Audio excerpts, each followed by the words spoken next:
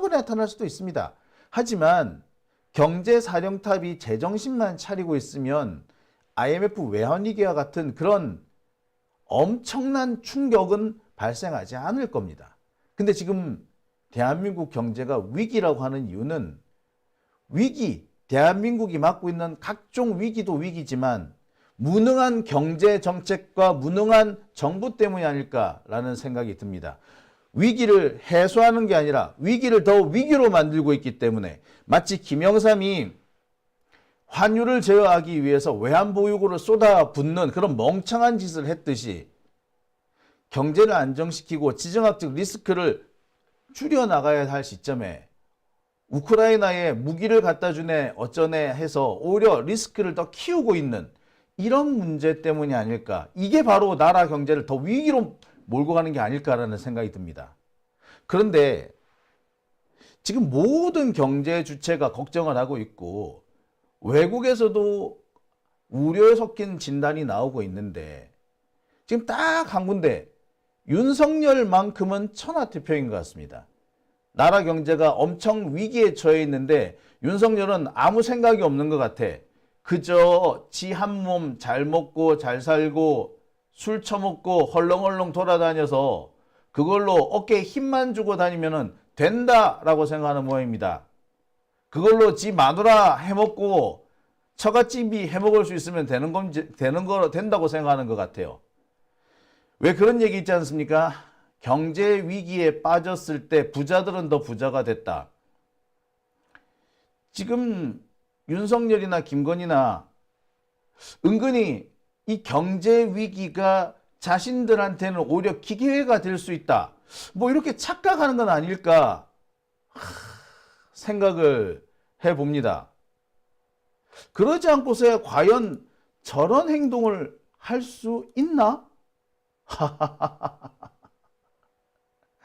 참.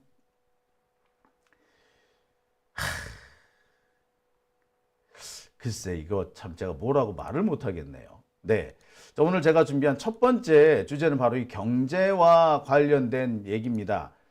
지금 현재 한국 경제가 IMF 직전인데 윤석열만 천하태평이다. 큰일 났다. 이 얘기를 좀 해보려고 합니다. 윤석열이 얼마 전에 뭐 국가 조찬 기도회 거기 가가지고 우리 경제가 지금 좋아지고 있다라는 헛소리를 했다고 그러죠.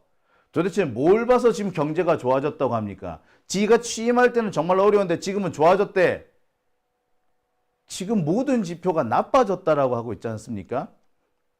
뭐 하나 좋아진 게 없어요. 지금 국가 재정도 빵꾸가 났습니다.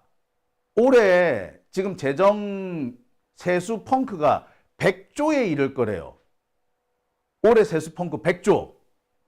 아니 이게 100조가 이게 뭐 애 이름도 아니고요.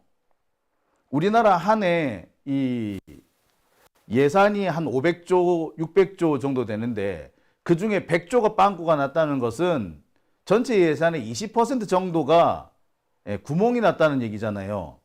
근데 윤석열 좋아졌대. 미친놈 아니야? 많은 국민들이 윤석열의 그 얘기를 듣고 복장이 터진다라는 말씀 하셨습니다. 근데 정말 화가 많이 난 분들은 자영업자들이라고 해요.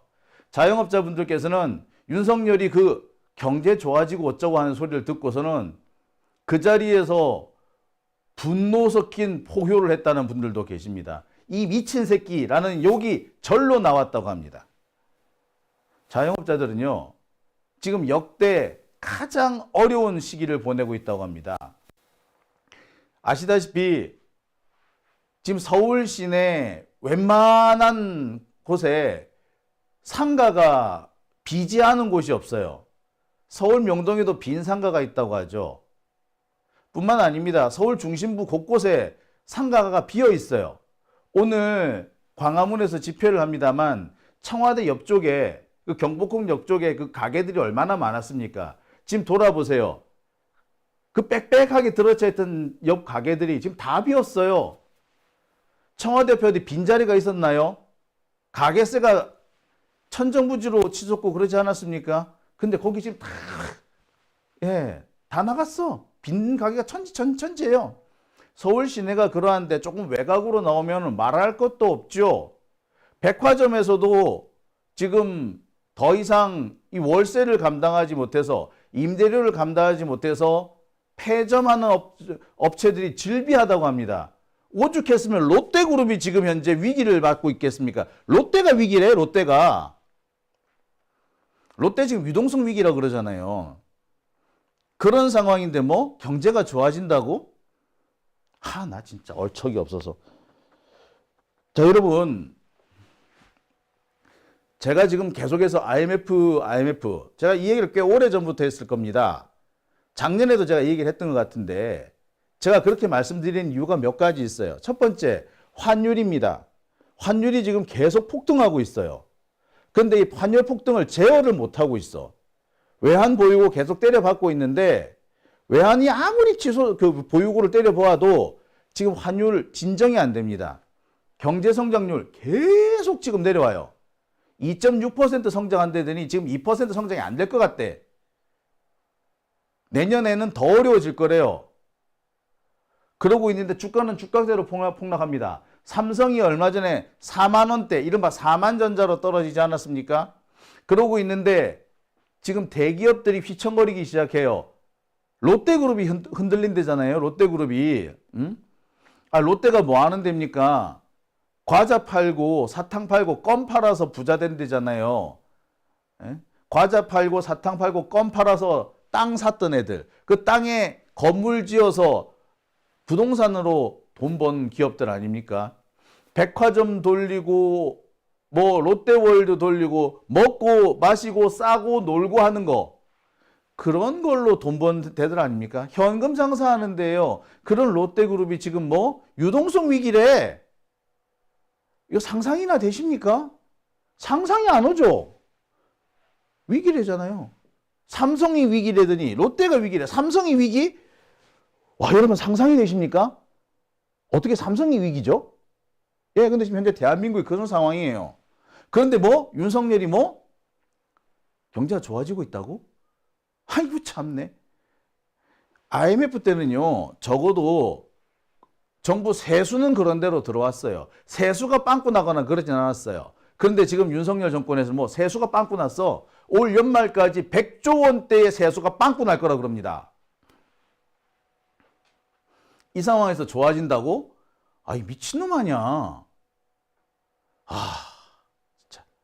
자, 그래서 오늘 제가 준비한 두 번째 주제는 바로 이 시민들의 끓어오르는 분노, 경제를 망치고도 지가 망쳤다라고 생각조차 못하고 있는 윤석열에 대한 분노를 끌어모아서 준비해 봤습니다. 환율 폭등, 성장률 추락, 주가 폭락, 그런데도 경제 좋아진다는 윤석열의 헛소리, 자영업자들 쌍욕 터졌답니다.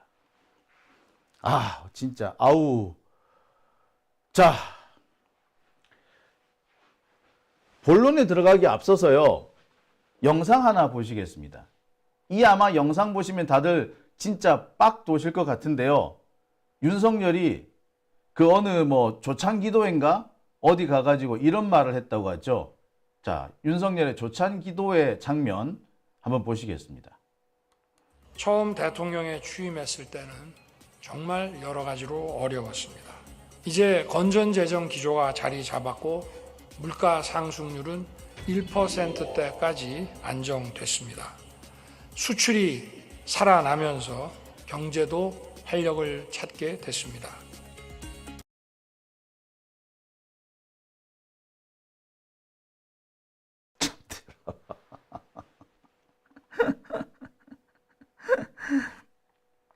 진짜 열받아서 진짜. 이게 참 뭐라고 해야 될지 모르겠네요.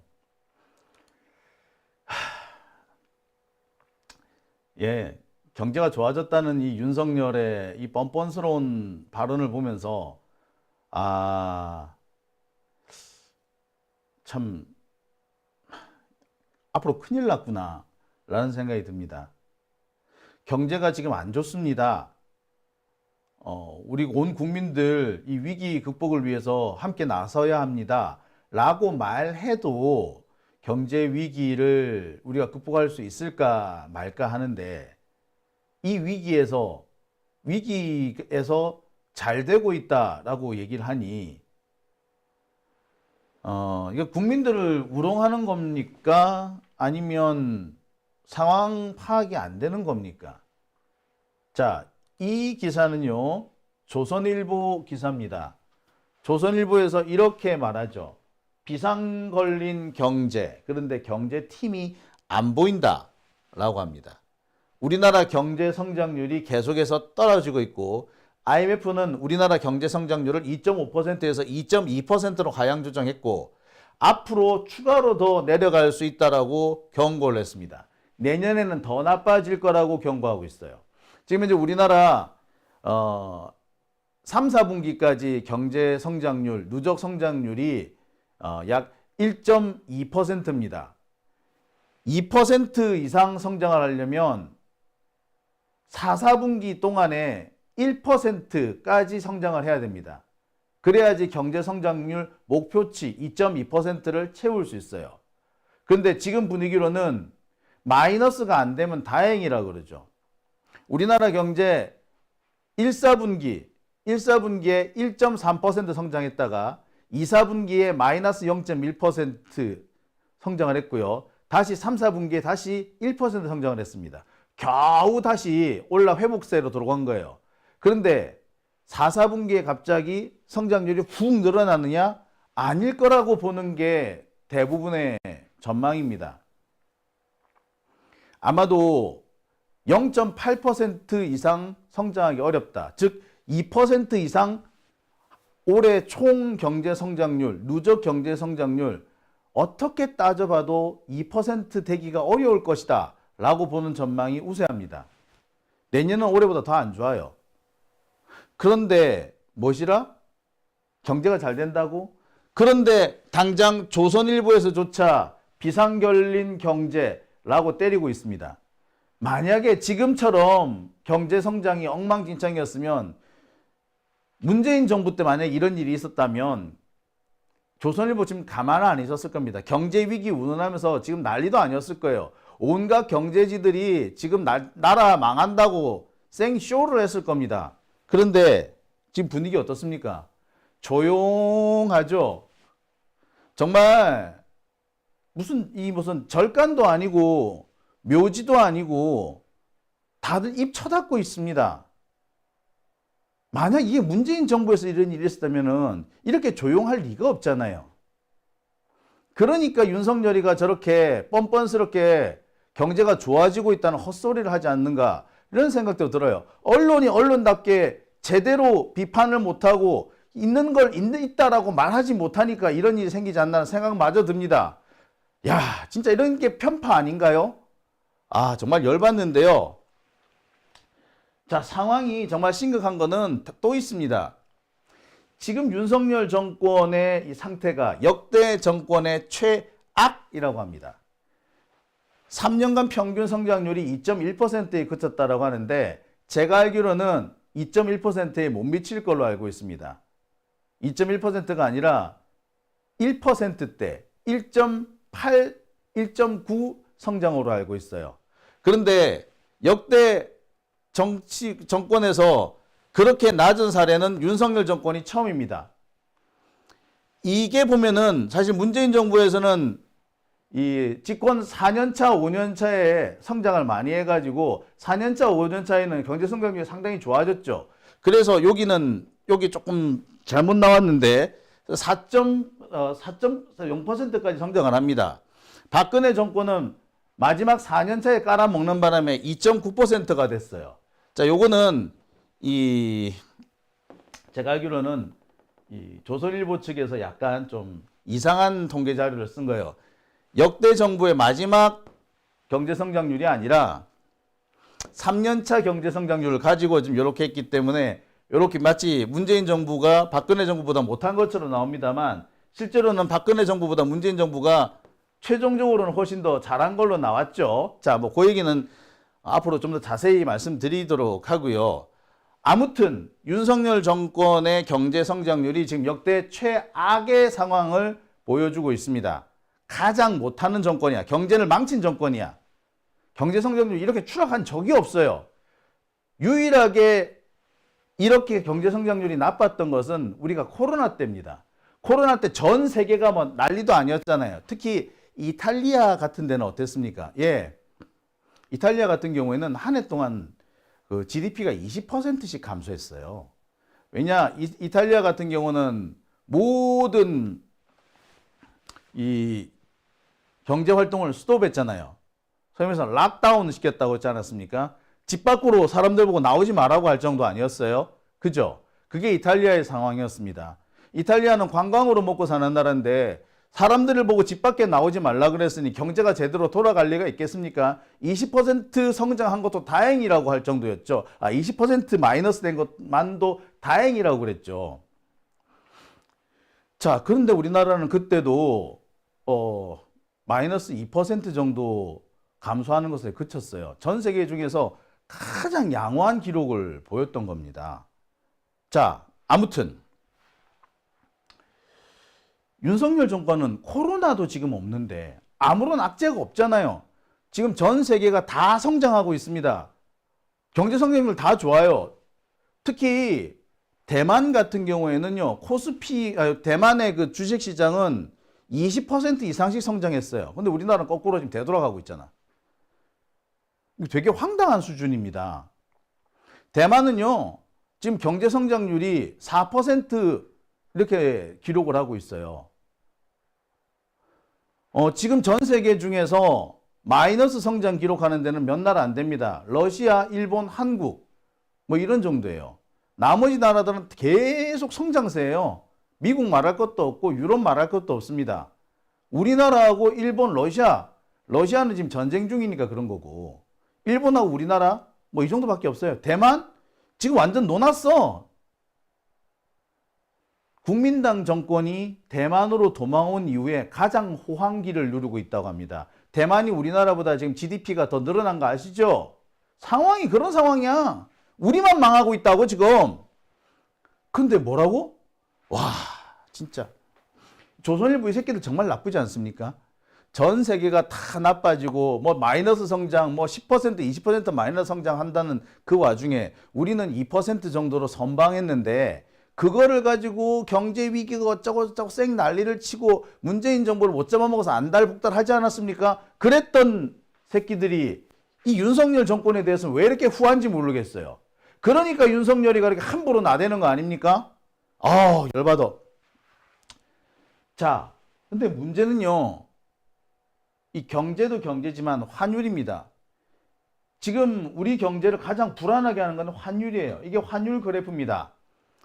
11월 9일부터 지난 주말까지 11월 23일까지 환율 그래프를 한번 보시겠습니다. 여기 그래프를 반으로 잘라놨는데요. 아래쪽에 주황색, 위쪽에 연두색인데, 이 주황색과 연두색을 가르는 선은 환율 1,400원 선입니다. 이 선이 1,400원 선이에요. 그러니까 뭡니까? 예. 지금 환율이 이달 초부터 11월 초부터 가파르게 상승을 한 겁니다. 그래서 지금 환율이 1,410원대까지 왔어요. 문재인 정부 때 1,200원 선이 제일 높은 수준이었거든요. 그런데 1,200원 정도에 물려줬는데 윤석열 정권은 계속 깔아먹으니까, 경제를 깔아먹으니까 계속 환율이 높아지는 수밖에요. 우리나라 경제가 불안하니까, 그리고 경제 앞으로 전망이 안 좋으니까 이 국내에 투자했던 외국 투자자들이 계속 빠져나갑니다. 국내에 있던 돈이 외국으로 빠져나가니까 당연히 국내에 달러가 모자라잖아요. 달러 값이 오르는 게 당연한 겁니다. 바로 지금 이 상황인 거예요. 국내 자본이 계속 빠져나가면서 환율이 지금 천정부지로 치솟고 있습니다. 지금 수준이 이거 장난이 아니야 지금. 어마어마하게 올랐습니다. 자, 언론 보도 계속 나오고 있어요. 지정학적 긴장이 고조되는 바람에 환율이 또 1,400원대로 올라갔다라는 보도 있죠. 자, 이 보도 내용을 제가 자세히 한번 보겠습니다. 뭐라고 되어 있느냐?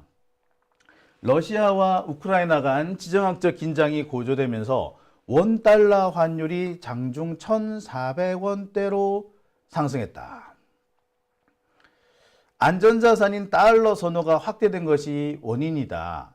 전날 러시아가 핵 사용 교리를 개정해서 러시아 본토에 대한 우크라이나의 미국산 미사일 발사 등에 따라 달러가 강세를 보였고, 그러면서 우리나라 원화가 약세를 보였다라는 그런 내용입니다. 그러니까 우크라이나 전쟁 때문에 지정학적 리스크가 강해지면서 달러 값이 오르고 원화가 내려갔다 얘긴데, 아니 우크라이나하고 러시아가 우리나라 옆에 붙어 있는 게 아니잖아요. 솔직히 말해서 지구 반대편에 붙어 있잖아. 지구 반대편에 있는 저 나라들이 전쟁한다고 우리나라하고 뭔 상관이 있는데, 뭔 상관이 있는데 저 나라 전쟁한다고 우리나라 원화가 오릅니까? 황당하지 않습니까? 예. 황당한 일이 지금 대한민국에서 벌어지고 있는 거죠. 예? 나 진짜 이게 왜 지정학적 리스크야? 이건 지정학적 리스크가 아니고 윤석열 리스크죠. 우크라이나와 러시아가 우리 옆에 있어야지 지정학적 리스크지. 윤석열 리스크예요. 누구는 그런 얘기 할 겁니다. 북한이 우크라이나 전쟁에 개입해가지고 러시아한테 무기 줘서 그런 거 아니냐고. 아니 이보소. 우리가 러시아하고 사이가 나쁘지 않았으면 러시아가 북한한테 이 무기나 인력 지원을 해달라고 말 못해요. 절대 우리가 무서워서 함부로 못해. 절대 그렇게 못했을 겁니다. 우리가 우크라이나 쪽에 계속 무기고 뭐고 갖다 주니까 미국 쪽에 편파적으로 부니까, 그러니까 러시아가 좋다. 그럼 우린 북한하고 친할 거다. 라고 해서 이 꼴이 난 거예요. 지정학적 리스크? 아니요. 지정학적 리스크가 아니고 윤석열 리스크예요, 이거. 우리 입은 삐뚤어져도 말은 바로 해야 되는 거 아닙니까? 윤석열만 아니면 이런 일 안 생겼을 거예요. 자, 이런 상황이 사실 계속돼 왔습니다. 올해 내내 계속돼 왔어요. 이거는 지난 4월 달에 그 기사가 난 건데요. 지난 4월 달에 이미 환율이 가파르게 상승하고 있고, 이 가파르게 상승하는 환율 때문에 우리 경제에 큰 부담이 되고 있다는 것이 이미 기사로 났어요. 이게 4월 달 얘기입니다. 근데 지금 4월 달보다 환율이 더 올랐거든요.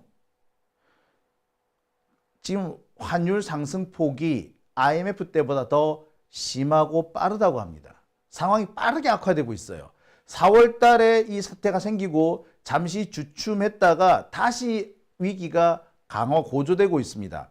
이 위기를 고조시키는 어떤 가장 큰 요인 중에 하나가 윤석열이 괜히 우크라이나 여기에 개입하는 바람에 말 그대로 지정학적 리스크, 제가 말씀드렸듯이 윤석열 리스크가 생겼기 때문이에요. 지금 현재 우리나라 이 환율이 어느 정도냐? 작년 말에 1288원이었거든요. 1288원. 작년 말에 2023년 12월 30날 마지막 외환시장의 기록이 1288원이었어요. 근데 11월 23일, 아직 1년이 채 지나지 않은 11월 23일 현재 환율보다 1405원입니다. 차이는 117원. 1년 사이에 100원 넘게 오른 거예요. 1년이 채 안 됐는데 상승률은 9.08%예요. 이거 전 세계 2위입니다. 전 세계 1위 누구냐고? 일본. 일본이 9.6% 올랐고요. 우리가 그 다음이에요. 9.8%. 대만도 조금 달러가 오르긴 했는데 대만은 한 1% 정도밖에 안 올랐어요. 우리만 이렇게 많이 올라요. 진짜 이게 심각한 겁니다. 이게 환율이 10% 올랐다는 것은 물가도 그만큼 오른다는 것을 의미합니다. 특히 원유값, 원자재 가격 이런 것들은 바로 이 달러 값이 반영되지 않습니까? 원자재 가격이 오르면서 우리나라 전체적인 물가 수준을 높게 만드는 겁니다. 이른바 본원 물가가 상승한다는 겁니다. 지금 윤석열은 물가를 잡았다라고 하고 있는데 웃기지 마. 환율 올라가 버리면요. 환율이 이렇게 급등하고 있으면 다시 물가 올라갑니다. 급격히 올라갈 거예요. 올 초에 물가 많이 올라간다고 여러 가지 비판이 있었죠. 그때 윤석열 정권 국힘당 뭐라 그럽니까?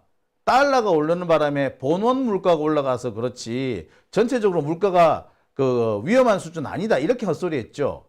그런데 본원 물가가 올라가는 거야말로 진짜 심각한 문제지. 왜?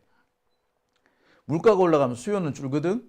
그러니까 우리 국내 원인이 아니라 해외 원인 때문에 물가가 올라가는 바람에 수요가 줄고 수요가 줄면서 경제가 침체되는 겁니다. 스태그플레이션 상태가 들어간다는 얘기예요. 이게 별거 아닌 것처럼 얘기하고 있는데 씨발 진짜 지금 이 상태가 올 4월 상황인데 이 4월 상황이 다시 11월 그리고 내년 초에도 반복될 거란 겁니다. 그 4월 달에 이렇게 환율 급등 문제가 생기면서 그 2, 4분기 성장률이 마이너스 0.3%까지 떨어졌거든요. 그러니까 지금 4, 4분기 이렇게 되잖아요. 내년 올해 말이나 이번 4, 4분기 혹은 내년 초 경제 성장률 또 마이너스로 떨어질 거예요. 심각한 상황입니다. 근데 이게 우리나라만 그래요. 다른 나라는 안 그래. 유럽 같은 경우에는 5% 올랐는데 이것도 난리입니다. 중국은 1.85%, 큰 영향 없죠. 영국의 파운드 1.08%, 대만은 5.9%, 호주는 5.56%. 다 우리보다 양호한 수준이에요. 우리만 이 두 배야. 일본하고 우리만 이렇게 두 배야. 상황이 이렇게 되니까 제일 먼저 비상벨이 울린 데가 어디냐면은 외환보유고예요. 지금 이 외환보유고를 한번 보시겠습니다. 지금 보시는 이 그래프는요. 2022년 3월, 4월, 5월, 6월, 7월입니다. 2022년이니까 윤석열 막 취임할 그 무렵이죠. 그때 외환보유고가 4,617억 달러, 4,617억 달러였는데 윤석열이 당선된 직후부터 외환보유고가 빠르게 줄기 시작합니다. 우리나라에 유입되던 자본이 자꾸 해외로 유출되기 시작한 거죠. 그래서 윤석열이 취임하던 그 시점에는 4,477억 달러가 됩니다. 4,477억 달러. 하여튼 윤석열이 받을 때만 해도 4,477억 달러로 받았어. 근데 지금 상황이 어떤 상황이냐? 지금 외환보유고가 어떤 수준이냐 하면은 뚝 떨어집니다. 4,128억 달러. 지금 현재는 4,157억 달러로 무려 350억 달러, 최소 300억 달러 이상 빠집니다. 지금 급격히 외환 보유고가 줄어들고 있는 상황이에요. 이렇게 빠졌다고. 3년 사이에 1년에 100억 달러씩 빠진 거죠. 여기에 무역 적자까지 겹쳐버리면 상황 점점 심각할 겁니다.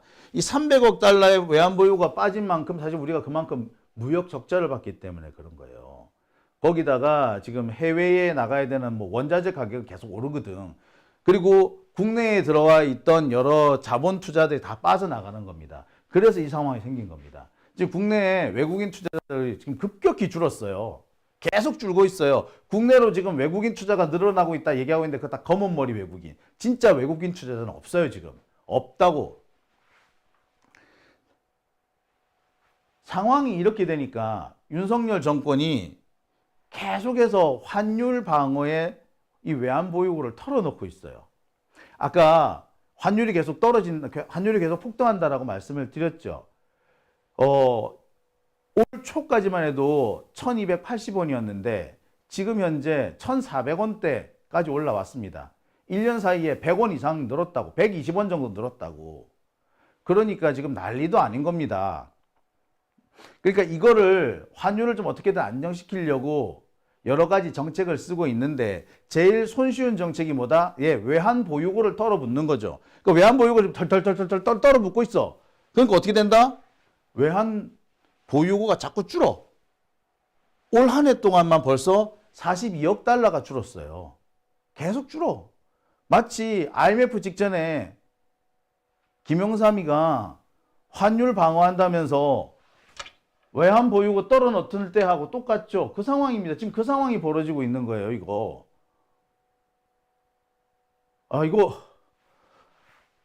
진짜. 자,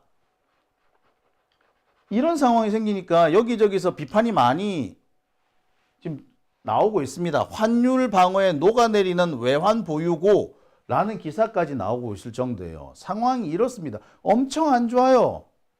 근데 문제는 이걸로 끝이 아니야. 안 그래도 지금 외환 보유고가 줄고 있는데 해외에 투자한 이 자금은 손실을 보고 있습니다. 아니, 해외 투자를 했는데 그걸 찾아오지를 못하고 있어. 국부펀드, 외환 보유고에서 그 투자를 하는 국부펀드, KIC라고 있는데 이 KIC 투자 때문에 지금 심각한 문제가 생깁니다. 무슨 문제? 자, 이 부분입니다. 자, 읽어볼게요. 외환 보유고를 운영하는 KIC는 러시아 증시에 넣어둔 520억 원의 투자 자금을 청산하지 못했다. 못 받아왔다는 얘기죠. 같은 기간 증시 주식 채권 규모는 3,100억 원에서 630억 원으로 감소했다. 하지만 이 규모의 자금을 회수하지 못했다는 겁니다.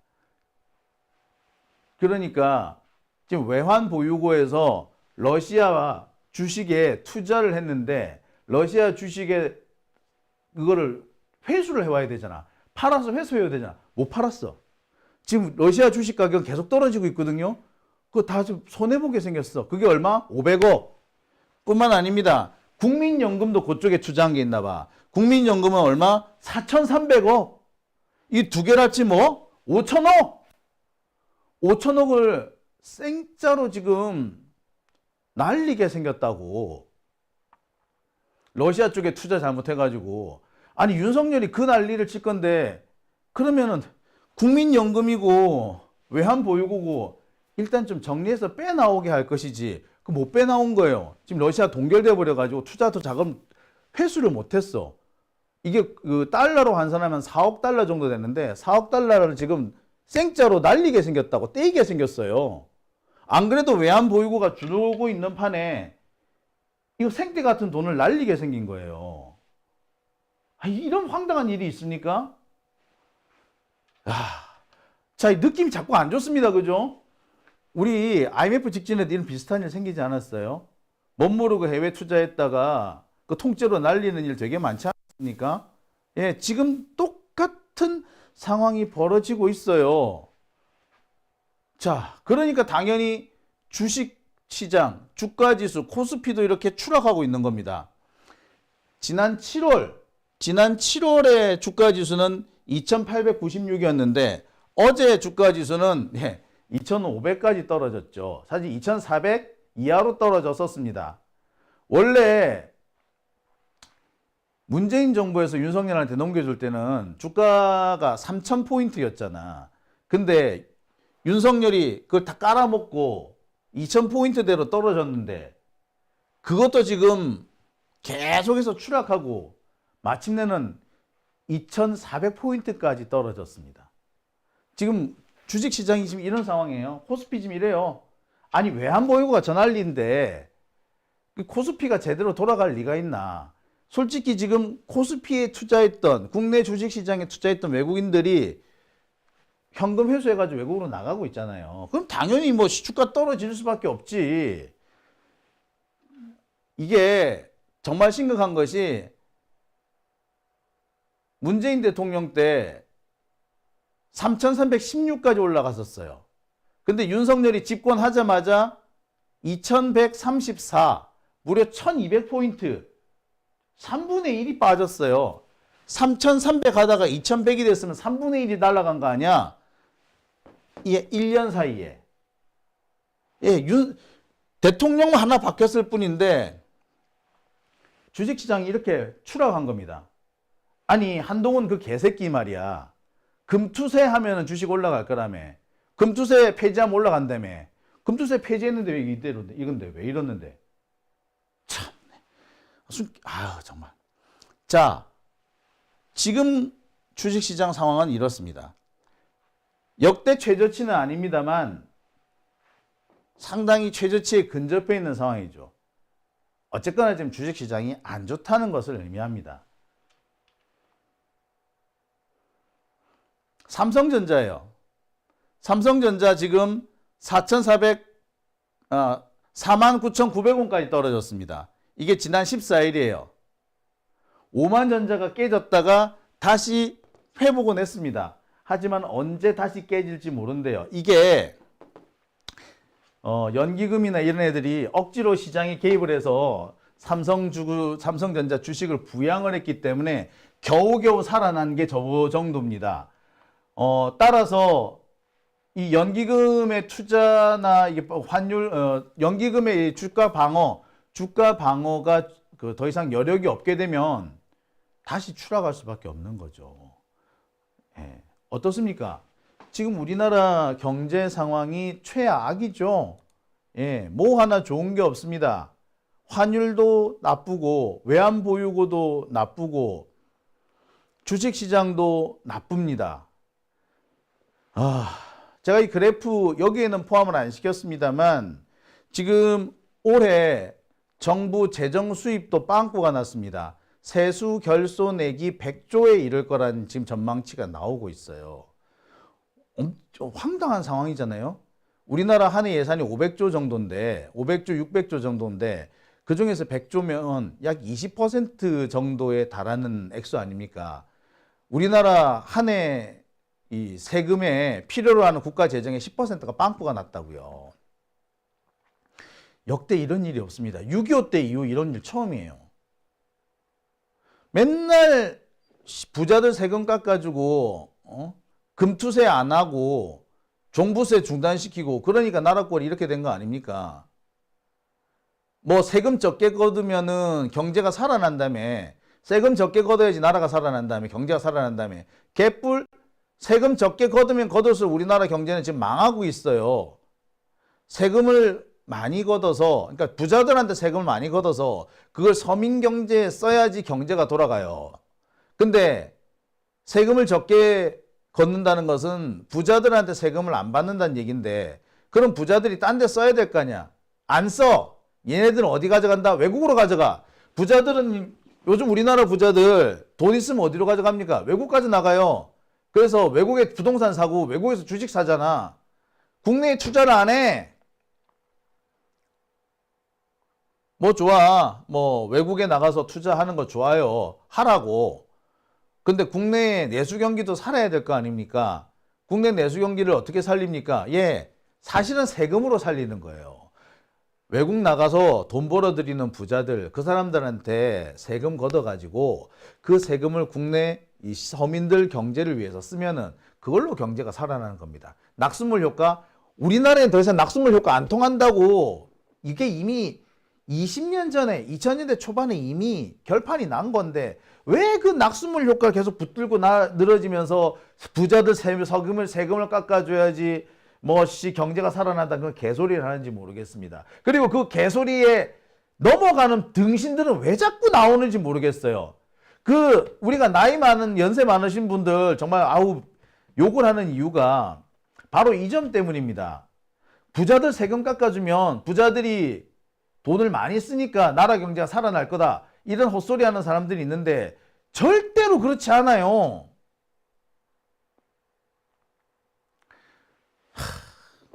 자, 지금 우리나라 경제 성장, 아까도 말씀드렸습니다만, 예, 지금 올해 경제 성장률이 2%가 안 될 거라고 그래요. 지금 3, 4분기 때까지 이 누적 경제 성장률이 1.2%입니다.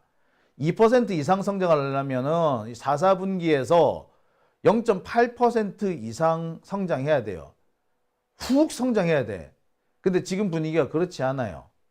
지금 2%가 안 될 걸로 보는 게 대체적인 전망입니다. 종합해보면 저성장, 외환 감소, 환율 폭등, 투자 손실. 이 분위기 뭡니까, 이거? 이 분위기 뭔가요? IMF 분위기 아닌가요? 그리고 무엇보다도 정부의 무능. 무능한데 뭔가 대책을 세우려고 하거나 유능한 사람을 뽑으려고 하는 것이 아니라 계속 상황을 숨기려 하죠. 상황을 숨기려 하다 보니까 무슨 일이 생깁니까? 그러다가 생긴 일이 IMF 아니었어요? 그 일이 또 반복될 수도 있을 것 같습니다. 저 계속 겁나요, 요즘에. 지금 어째어째 아슬아슬 고비를 계속 넘어오고 있습니다. 지금 우려되기로는 원래 2023년 중반 정도의 위기가 닥칠 걸로 걱정을 했었는데 그 위기를 잘 넘어왔습니다. 그런데 앞으로 닥칠 위기는 지금 벌어지고 있는 위기하고는 이 게임이 안 되는 아주 무자비한 해일 같은 쓰나미 같은 것이 될 것이라고 다들 걱정합니다. 왜? 문제를 해결을 하면서 위기를 극복한 것이 아니라 위기를 계속 뒤로 미루는 방식으로 회피해 왔기 때문에 이제부터 맞이하게 될 위기는 앞에 회피한 것까지 합쳐서 한꺼번에 올 거라는 거야. 큰일 나게 생겼죠. 이게 윤석열 때문에 생겨난 일입니다. 지금 윤석열이 국정농단만 한 게 아니고 나라 경제까지 망쳐놓은 겁니다. 아마 내년 중반 정도가 되면은 아마 젊은 친구들의 3분의 1 이상이 취업을 하지 못할 거예요. 상당수는 아마 제가 볼 때 30대 중반 정도 되는 그런 그 직장인들 상당수는 회사를 그만둔다는 얘기가 나올 것 같고요. 우리처럼 나이 많은 사람들은 대거 직장에서 쫓겨나게 될 겁니다. IMF죠. 말 그대로. 국제통화기금에 이 지원을 자금 지원을 외환 보유고 지원 긴급 자금 지원을 받지 않는다고 하더라도 그런 상황까지는 나오지 않는다고 하더라도 전체적으로 우리 경제가 개박살 나는 상황은 이제 피하기 어렵게 됐다는 겁니다. 이거 다 윤석열 때문이에요. 상황이 이러할진데 윤석열 뭐라고? 경제 좋아지고 있다고? 아, 이 개새끼 진짜. 아, 참 욕 나온다. 그죠? 아, 참. 네. 오밤중의 뉴스 두 번째 주제 제가 여기까지만 하겠습니다. 아, 더 하면 또 쌍욕 나올 것 같아요. 아. 자, 두 번째 주제 여기까지 하고요. 댓글 한번 볼까요?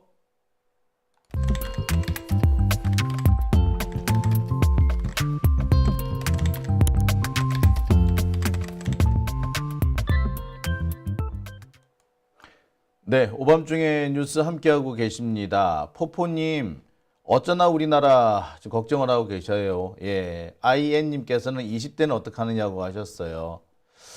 아, 젊은이들이 잘 돼야 되는데 걱정하시는 분들 많으시고요. 지금 경제 걱정하시는 분들 참 많으십니다.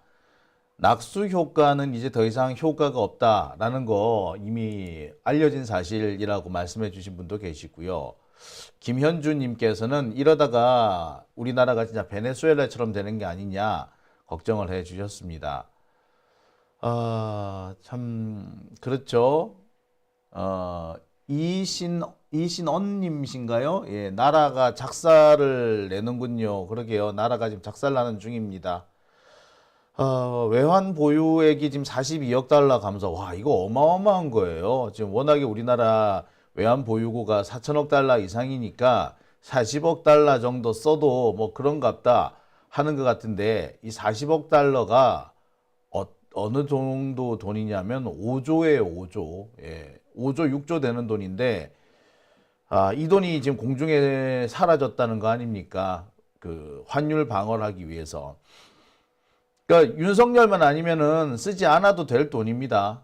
참 그 점에서 답답하고도 답답해요. 경제 정책을 제대로 하면은 이런 일이 안 생길 텐데 참 서글프기 그지없습니다.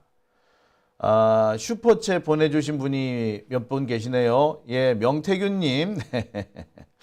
네, 나 좀 석방해줘요 라고 하셨어요. 네. 예, 노력하겠습니다. 이명박님 오셨고요. 국짐의 숨은 이분 누구시죠? 예, 국짐의 숨은이라고 돼 있는데요. 예, 이분께서는 이재명 대표님 대통령이 되면은 장용진 TV 등 우리 편 유튜브 300년 회원 가입하신다고 그래요. 예, 예수께서 원수를 사랑하라 하셔서 윤땡이도 한 뚜껑도 사랑해 보려 했는데 얘들 너무해서 고무옷으로 때려주고 싶다고 하셨습니다. 자, 후원해 주신 분들께 다시 한번 감사합니다.